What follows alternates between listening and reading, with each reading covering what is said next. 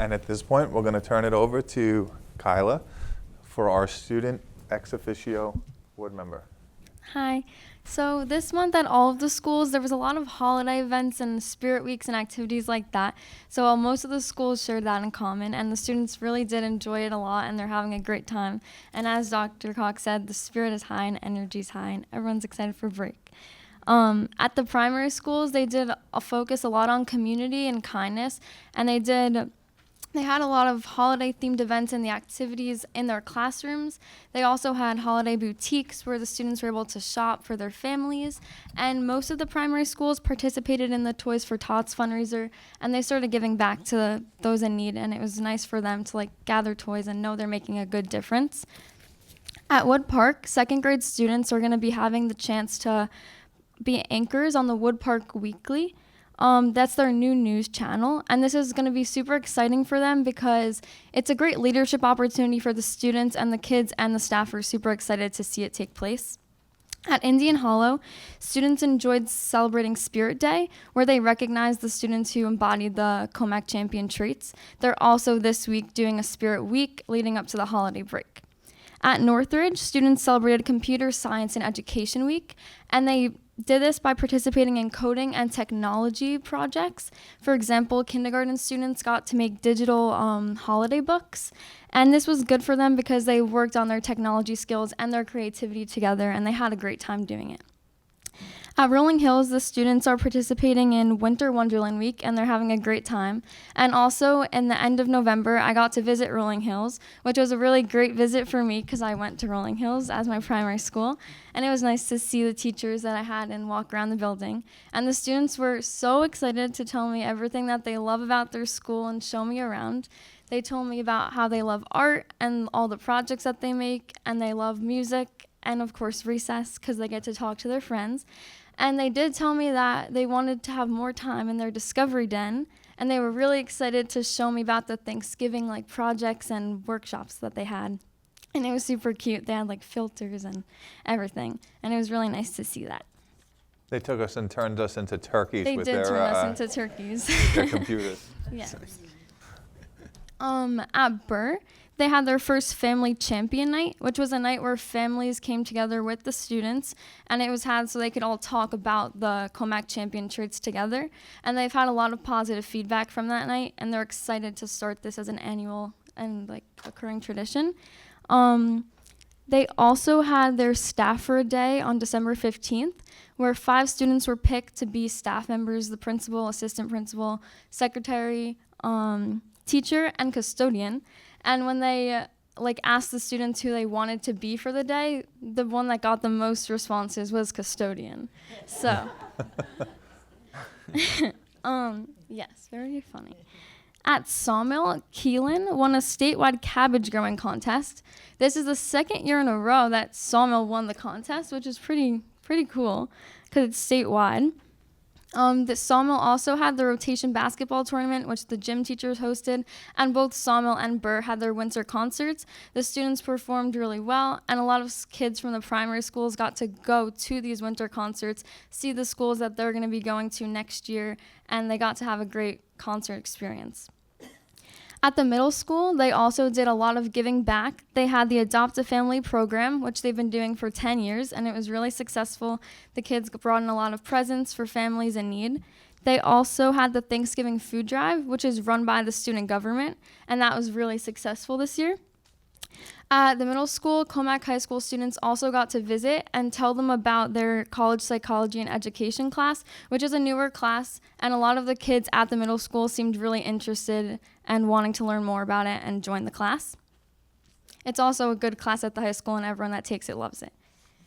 At the high school, we had a lot of exciting things. They're focusing on hands-on learning with the Schools of programming so that students can develop more skills for the future and get a start on that program.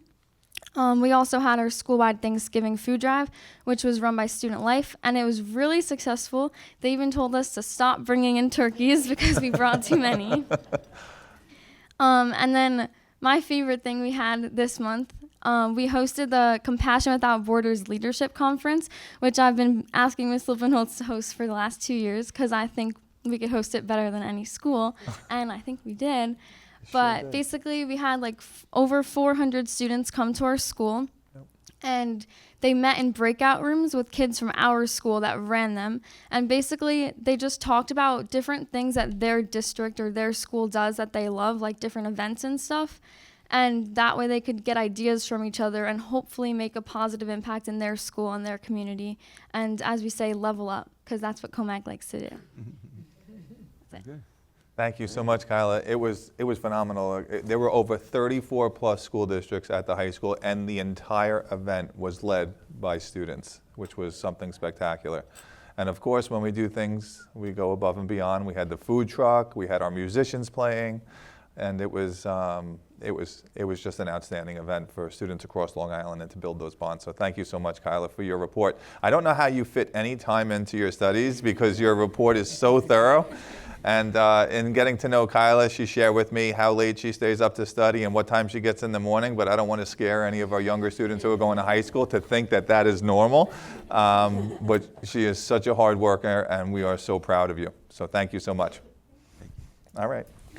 The next portion of our presentation, and with that said, Kyla, if you have, I know you've always have like 6 or 7 exams and things to study for and prepare, so if you want to leave, it's up to you.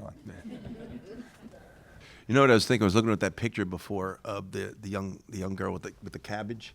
It's very Ann Getty-ish. Go back a slide, Mike. Like in the it's like middle. Ann Getty's. So we could probably do a fundraiser and do like a Commack Agricultural College from Mary Carl Farm with a lot of our little kids with different vegetables or the bees and feature them and maybe a little fundraiser. What do you think? Sounds good. I was sent. Superintendent can hit the calendar. Yeah. I spent some It's time just amazing. cooking It's just great. this past weekend. They sent me home with some homegrown tulips, not turnips. I'm sorry, Turnips. tulips. Don't eat those. But the turnips were great, and the carrots and a couple of carrots. Yeah. It's special soil at Marion Carl Farm. It is. Clearly, 2 years in a row, the largest cabbage in the state of New York. Great. All right, I'm sorry, Mike. Perfectly fine. Don't worry about it. Dr. Inforna, take it away. All right, thank you, sir. So tonight we're presenting to the board about the Smart Schools Bond Act. Specifically, we're asking the board to consider the approval of what we're calling our preliminary plan number 3. So tonight's presentation, or the short presentation, is really divided into 2 parts. I'll call it old news, Mike, and then new news, which is going to be Elise. So to give a little background for the board, couple years ago, a long time ago, $2 billion was authorized by the state for schools to upgrade their connectivity, whether it be within the school or the classroom, their classroom technology, and a few other things as well. Commack's allocation was $3.5 million. So with that $3.5 million, Commack had the opportunity to strengthen network, put classroom learning technology in, and we are still using some of that money to date. I will share that our first plan was submitted to the state prior to 2019 and was approved in 2019, and that cost about $1.8 million of the original, but that plan was very important. We have a great network set up. The purpose of that plan was to set us up for success in a one-to-one environment in the future. So that project included firewalls, it included switches, it included wireless access points, and most importantly, included network redundancy in a hub and spoke model so that if any part of the network fell down, another part of the network would pick it up. With that, it also included interactive whiteboards, 1,500 notebook computers, which would come in handy a year later, classroom mounting systems, a requirement for the non-public schools, and it also included door hardening, which are the locks, but I will share that that was removed and done through the bond as that was a priority of the time. So there is an amendment at the state to get that money back to due to a future plan. Our second plan was done in March of 2023. That was a smaller plan, just shy of about $500,000. And again, that was network and infrastructure upgrades. So you can see a list there. I do ask that nobody on the board asks me what a 1048E 48 port rack mountable is, because I'll have to make something up. But those things were definitely needed by our tech department to make sure that our infrastructure is up and running. So again, you can see here that we had a smaller plan. So those are the two plans that we have. With that, our remaining Smart Schools allocation is about 1.1 million, and we're here tonight to show Plan 3 in its preliminary form. Now, as Dr. Cox mentioned, Smart Schools, it has quite a process to it. You can see where we are in the process. Ms. Pulliam will speak about stakeholder input and some of these other things, but tonight we're asking the board to adopt the preliminary plan. Later, we'll come back in February, we'll have a public hearing, there'll be a 30-day comment period, at which point then we can submit the final plan in March, it's anticipated, to NYSED for them to go through their approval process, which does, of course, take some time.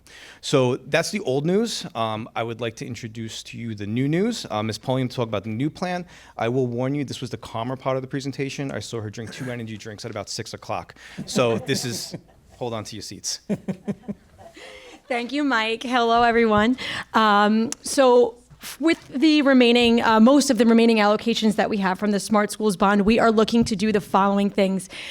We are looking to replace the firewall again. I know it may seem like from what Mike explained, we just did it. However, it will be 7, almost 8 years later by the time this money comes through and this plan gets approved, and that is about the life cycle of a firewall. It's very important that we keep on top of those things and that we are replacing them before support ends or things go end of life. So on this time cycle, when this should be approved, we will be looking at the exact same time we should be looking to do that. Also, we are looking to add Wi-Fi connectivity in both the middle school and high school auditorium. This, at the stakeholder meeting, was very well received, as this would be able to add connectivity for many things, including large-scale instruction. You know, when you're in there for a concert, whatever it might be, we would be able to have wireless connectivity for students or anybody who's in that space. Finally, for the instructional technology, we are looking to finalize the replacement of interactive flat panel boards in the district.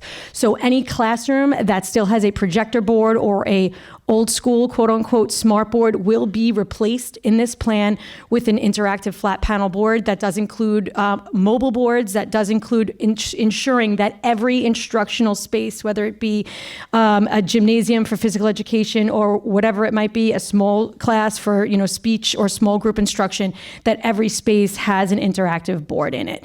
We will be doing that in both wall-mounted boards as well as smaller, kiosk spaces that can be mobily used for, small group instruction, whether it be in a social work or class, pushing class or speech classes, whatever it is. Not every space has the space for a large board, so we're going to use large mounted boards, mobile boards, and smaller boards for that as well.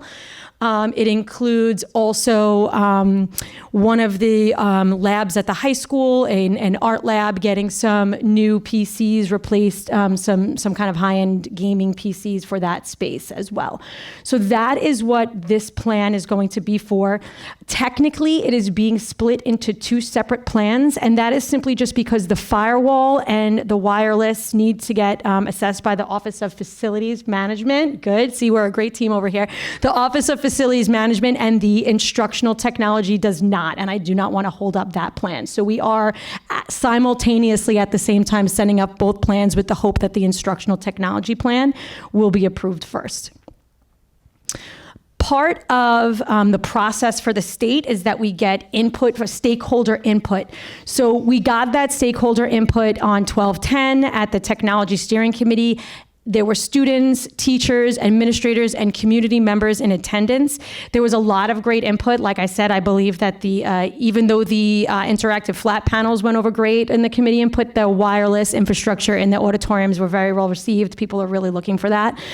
So that committee really spoke about. We talked a lot about what the purpose of, what you could spend that money on. And, the committee input was in line with the plan that we are putting forward to you today for adoption, for the preliminary plan. And again, just a reminder to everyone that just because you might not see something included in this Smart Schools plan does not mean that there are not other ways and places that we are funding certain things. There are a number of different funding sources that we have. We spend a lot of time administratively going over budgeting, supplemental, budgeting for technology, sustainability over time. And so if something's not included in this plan, that doesn't mean it's not included in some place, okay? Thank you. Thank you, Elise. Questions? Questions from the board? Yeah, I just did have two quick questions. One, and I know Dr. Inforna mentioned a little bit about it before, but the requirement for the non-publics, it looks like most of the things that we are getting in round 3 and 4 do not require us to make much of a contribution to the non-publics. Do we know how much of a contribution we need to make to the non-publics based on the $1 million that we have?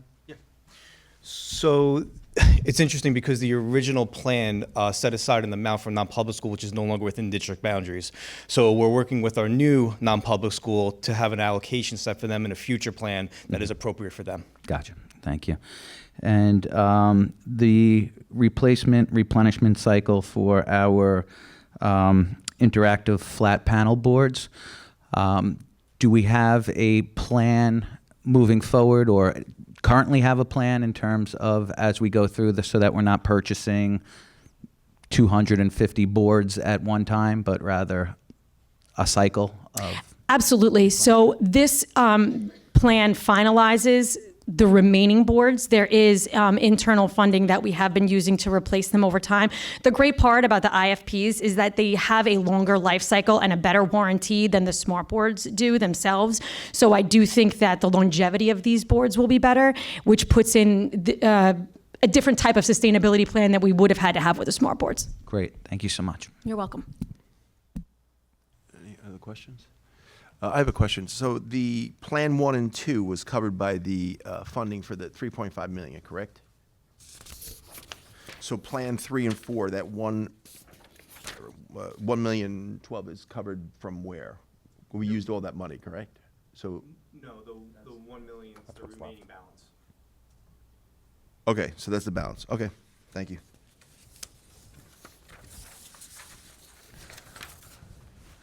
Any other questions from the board? So looking forward to January. We're excited to share with you a presentation on our Learning and Development Academy. This is something that we have put in place, and the curriculum team has worked very hard on making sure that our new staff are prepared and transitioned into Commack seamlessly.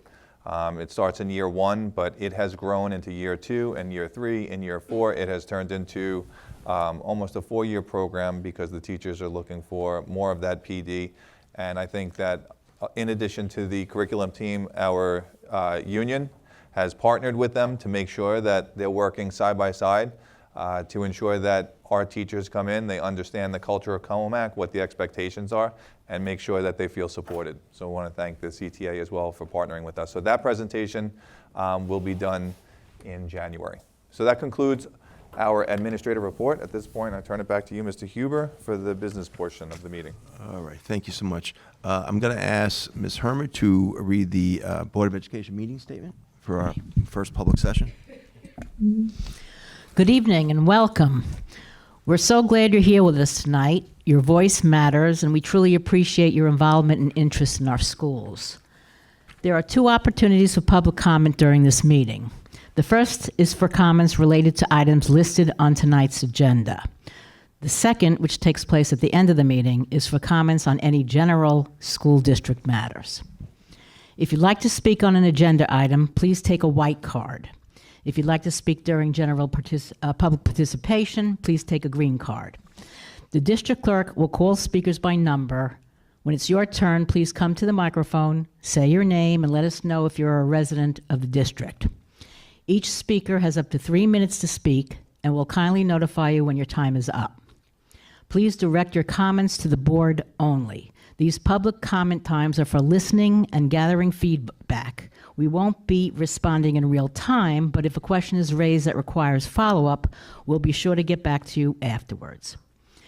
To maintain a respectful and welcoming environment, please avoid discussing individual students or making personal remarks, positive or negative, about specific staff members. Lastly, we want to make sure everyone feels heard, so we ask that comments remain respectful, focused, and not repetitive or disruptive. Thank you again for being here tonight and for your ongoing support for our students and schools. Okay, so this is the white card. These are for items on agenda items only. So if you have a white card number 1, you may get up to the microphone. Nope. Okay. Okay.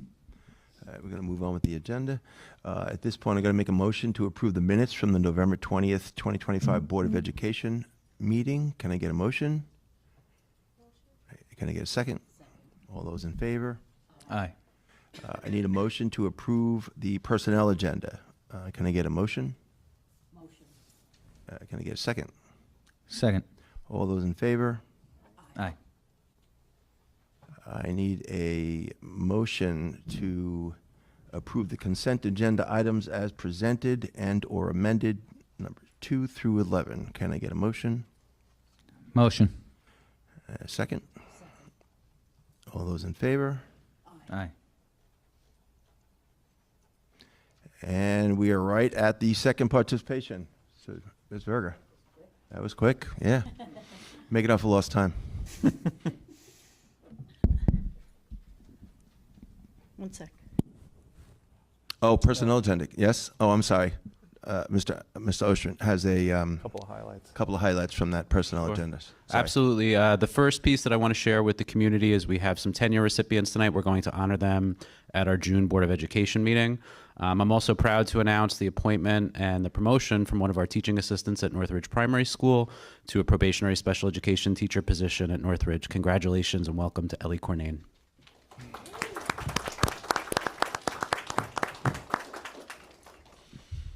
Okay. Ms. Berger. Promise this. So green card number 67. Oh, whoa. All right. I had to do it. No, you didn't. Come on, it's the holidays. I had to do it. Okay, green card number 1. 6, 7. I had to do it. Sorry. You can give it, Ms. Berger. Yeah, you can hand it to Ms. Berger.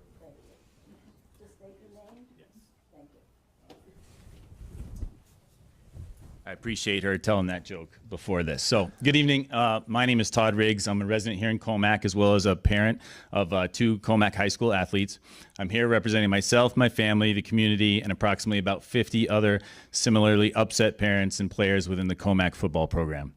My conversation tonight is not an easy one, but it's necessary because the current leadership within the Commack football program is failing our students.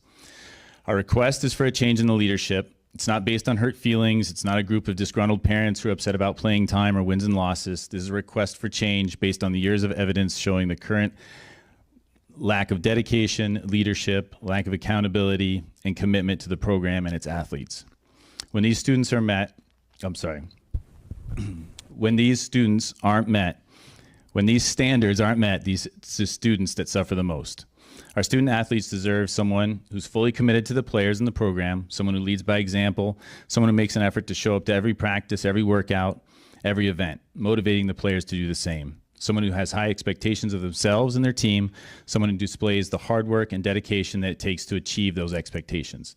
And someone who, when expectations aren't met, will take accountability and not make excuses, deflect blame, especially at the players. Tonight's conversation is not an effort to badmouth anyone. It's just I want to convey how passionate myself and the other parents are about the need for change. The process has already begun, but we feel at this point we haven't gotten very far. I've had several conversations over the past 4 years with the current coach. My last conversation was on November 4th, where I formally asked him to retire. He declined the request, and through our conversations, like so many before, he confirmed the lack of virtues I stated above. An email was sent to the athletic director requesting a meeting. That happened on December 2nd. About 45 minutes, I passionately laid out a detailed, fact-based dissertation on why the change is needed. I presented the athletic director with a copy of everything that was discussed, and then asked for a follow-up. The only thing that we've received so far was we do not have an update at this time about our football program next year. We feel that this was dismissive of our concerns. So that brings me to tonight. Myself and the other 50 parents and players that I represent are requesting a full detailed policy regarding how a coaching staff is selected at the high school level here at Commack. We're requesting this information be made available before the end of the year of 2025. We also request that you begin to consider the replacement of the current coaching staff at Commack High School. We're fully prepared to continue this campaign as far as it's needed, but we hope that resolution will be made soon.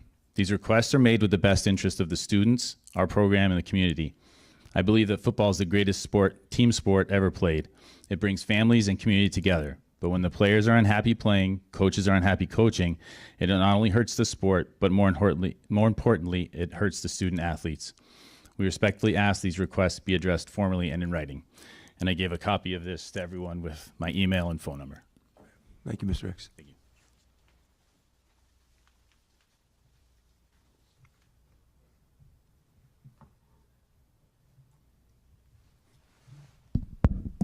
Green card number 2.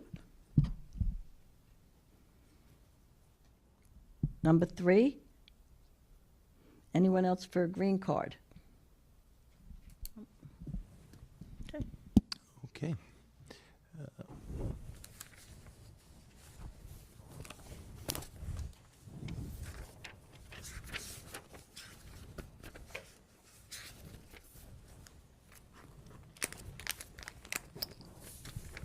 All right, at this point, I'm going to acknowledge receipt of the professional services from Bond, Shunick and King, PLLC, for the month ending October 31st, 2025, in the amount of $9,101.20.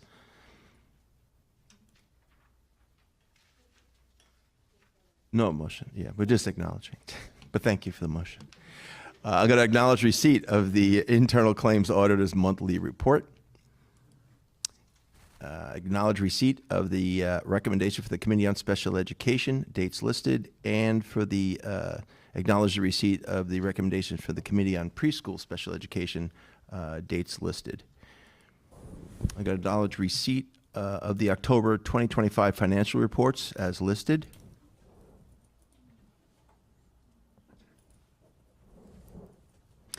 And the Board of Education for the Commack Union Free School District shall hold its regular meeting on Thursday, January 15th, 2026 at 6 p.m.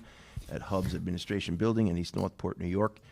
It is anticipated that the board is going to make a motion to propose adjourning into executive session at this time, 7 p.m. The board will reconvene in public session for the purpose of holding its regular business meeting. And with that being said, I just want to extend everybody a happy holiday. And we will see you next year on January 15th, when probably most of you have gotten over your New Year's resolutions, I would think. Maybe some of you are still active, but I'll give you 2 weeks. So that's all. Motion to adjourn. Oh, we're not adjourning. All right, it's a motion to adjourn into executive session at 8 p.m. for the purpose of discussing pending litigation in the matters of LV versus Commack Union Free School District, negotiations conducted pursuant to the Taylor Law involving CTAA and CSGA, and employment of a particular employee, and also to seek advice from board attorneys. A motion. Second. Thank you very much. All right, thank you all for coming, and really enjoy the holidays.